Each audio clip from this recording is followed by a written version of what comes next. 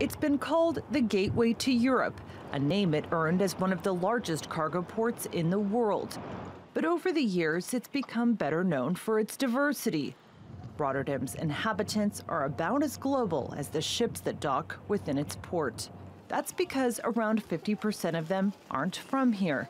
Musa and Rabia Yiğit were born and raised in Turkey, but Rotterdam is where they live. They say discrimination is making it difficult to call the city home. While I was studying, I found an internship, but they did not accept me because I was wearing a headscarf. So I applied for a job at another company. I was the only foreigner there, and even though they hired me, they made me feel alienated.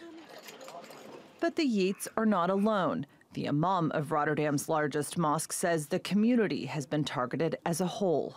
Many of the mosques received a very danger letter with a very danger message. You Muslims will get a visit as soon as possible with the Nazi symbol.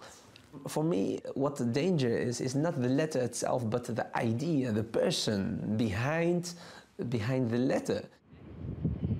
The idea that terror attacks are associated with the religion of Islam, and the challenge for the community has been to shatter that stereotype. People in Rotterdam are only now beginning to realize the number of cases linked with Islamophobia. That's because the government only recently started documenting those types of complaints, and it's why some community leaders are pointing to the data and warning that crimes against Muslims are on the rise. And they usually go up after a terror attack. Mariana Vorthoren runs a foundation that's been documenting cases of abuse. Their own research shows more than half of cases reported involve hostile treatment. 22% were labeled as unequal treatment, whereas threats and physical violence made up 14%. Numbers that haven't been helped by the country's far-right politicians.